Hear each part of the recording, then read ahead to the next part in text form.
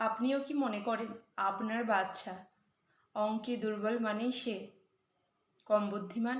তাহলে কিন্তু ভুল করছেন। প্রত্যেকটা বাচ্চার মধ্যে কিন্তু একটা ইউনিক কোয়ালিটি থাকে। তাই কোনো বাচ্চা কোনো একটি বিষয়ে খারাপ মানেই কিন্তু তার ইন্টেলিজেন্সই কম, সেটা কিন্তু না। হতে পারে বাচ্চাটা অন্য কোনো বিষয়ে খুবই পারদর্শী। সবাই কিন্তু সব কিছুতে পারদর্শী হতে পারে না। হয়তো একটি বাচ্চা পড়াশোনায় সেইভাবে রেজাল্ট করছে না, কিন্তু সে আঁকায় দুর্দান্ত, সেটা কিন্তু তার ইউনিক কোয়ালিটি। হতে পারে কোনো বাচ্চা হয়তো খুব ভালো সুইমিং করে, সেটার প্রতি তার প্যাশন এক। তাই আমাদেরকে শুধুমাত্র পড়াশোনার বিচারে একটি বাচ্চা ভালো বা খারাপ এই চিন্তাধারা থেকে বেরিয়ে আসতে হবে। দেখতে হবে বাচ্চার মধ্যে কোন কোয়ালিটিটা রয়েছে।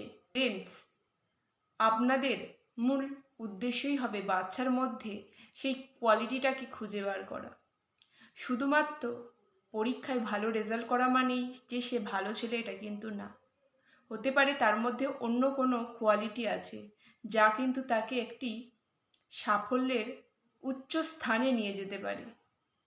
তাই আপনি চেষ্টা করুন আপনার বাচ্চার সেই কোয়ালিটিটাকে খুঁজে বার করা।